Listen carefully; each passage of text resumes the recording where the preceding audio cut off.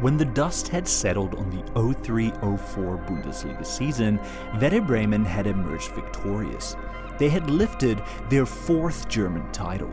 The momentous result was largely down to their star forward, a player the Germans simply refer to as Kugelblitz, or ball lightning.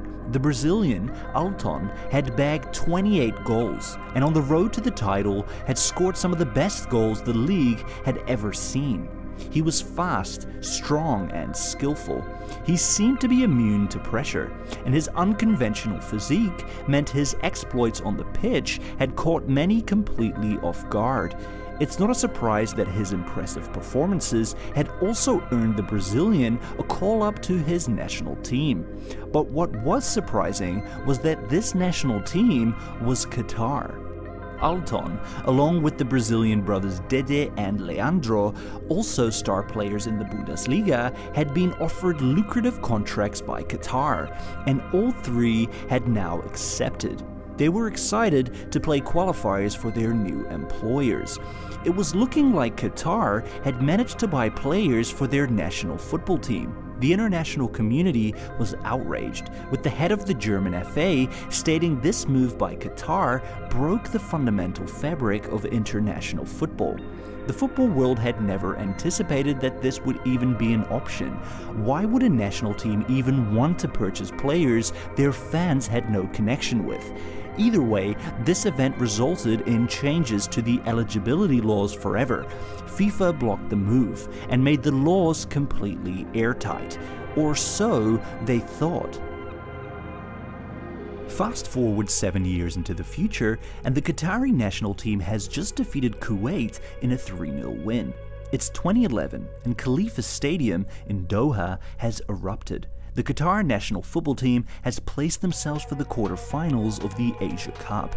The best of the goals was the 3-0, a free kick scored in the 86th minute by Fabio Cesar. Cesar, born in Brazil, is a naturalized Qatari. He's eligible to represent them because he has lived in the country continually for 5 years or more after the age of 18, a requirement of Article 7 in FIFA's revised eligibility laws, after Qatar's actions years earlier. The Brazilian is joined by midfielder Lawrence Quay, a Qatari citizen but originally born in Ghana, brought in to play for Al Gharafa Sports Club in Al Rayyan, the same year Qatar had attempted to simply buy Alton. The peach of the bunch on the pitch against Kuwait is the Qatar national team's star striker, Sebastian Soria.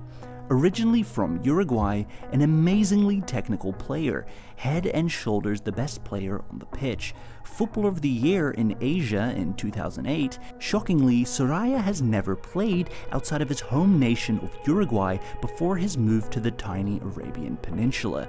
He transferred directly from Liverpool Montevideo to Qatar, and he's never left, both domestically and internationally. FIFA might have changed the eligibility laws, but clearly Qatar was still actively filling the ranks of their national team with foreign players from every corner of the globe. But what was happening on the pitch was just the tip of the iceberg, because in front of the eyes of the world and in the wake of FIFA's new stringent laws, the Qatari government had actually developed one of the most sophisticated foreign national player recruitment systems the world has ever seen, spanning from the banks of the Gulf of Thailand to the fringes of the Sahara Desert in Africa. If you've followed football for a while, chances are you've heard of this state-of-the-art Aspire Academy.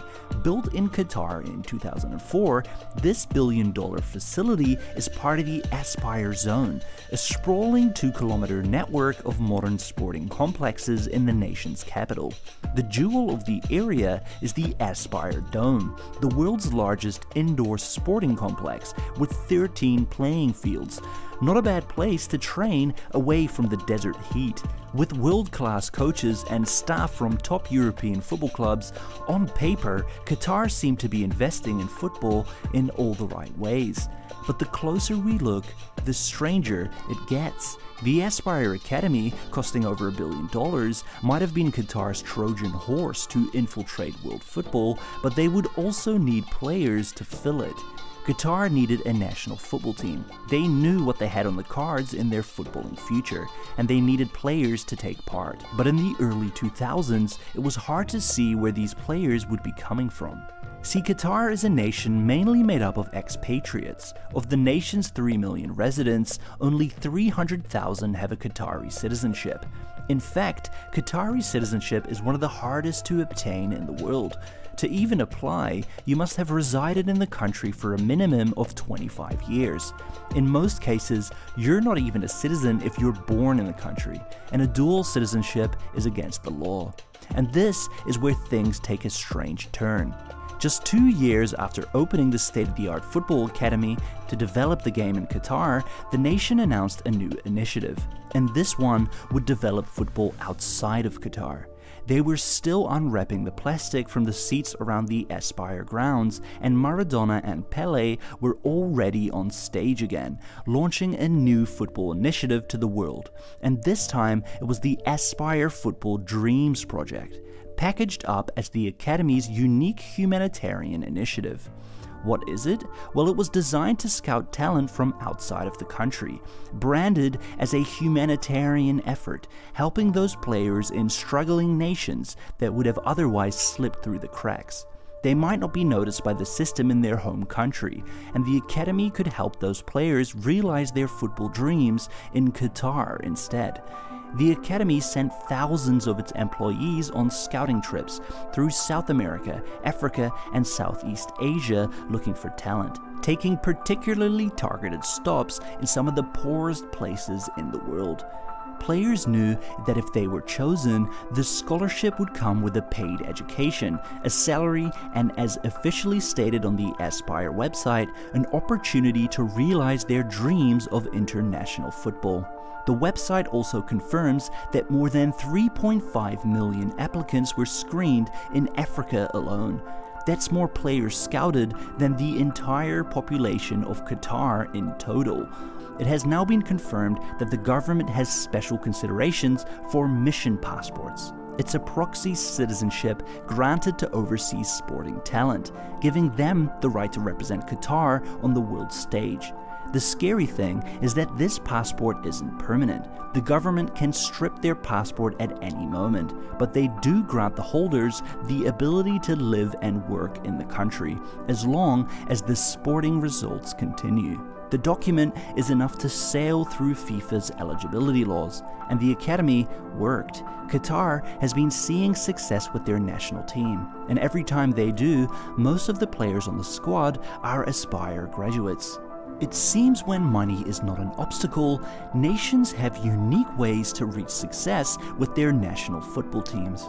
Iceland, a nation of just 300,000 people, saw themselves standing in the quarter-finals of Euro 2016 after brushing aside England. If we rewind the clock from that moment, it very quickly becomes apparent how this was actually possible. Iceland, just like Qatar, might have limited manpower, but they are not lacking in terms of financial firepower. In the early 2000s, Iceland's banking stock shot up over 900%. Simply put, they had more money than they knew what to do with. One of the things that was invested into heavily over the following years was the nation's favorite pastime, football. Just like Qatar, who spent money building shelter from the desert heat, Iceland, with their millions of dollars to spend, invented the concept of the football house, allowing children to play football all year around, even in the winter, where the temperatures plummet to -10 and the average day is just 4 hours long. They built 15 domed football houses, along with 20 full-sized pitches and 100 smaller ones around the nation. This, along with the government subsidization of UEFA training licenses and a smaller population pool, meaning not a single Icelandic child with potential could slip through the cracks, meant that football standards shot through the roof over a short period of time, accumulating 16 years later in a band of clapping Vikings rampaging through France. Where Iceland's vast wealth resulted in a bottom-up investment strategy focused on honing the grassroots, coaching, and facilities to cultivate talent, other nations have opted for a top-down approach. like Saudi Arabia, using their vast resources to attract global stars and elevate their football profile as quickly as possible, with the aim of buying immediate international relevance, culminating in their successful FIFA World Cup 2034 bid. Qatar, Iceland, and Saudi Arabia have all demonstrated that money can shape international football success. It's the reasons behind the purchases that we must stay aware of. Iceland's investment might have simply nurtured an existing love for the game, while Saudi Arabia is quickly trying to diversify and future-proof its existence amid declining oil reserves. Meanwhile, Qatar saw football as the ultimate jewel for garnering global prestige. I hope you enjoyed this video. If you did, don't forget to give it a like and subscribe for more videos like this. I've always got more videos on the way, so I hope to see you again in another one. If you did reach this far into the video, let me know in the comments. Feel free to ask me anything below, and have a great day. Goodbye.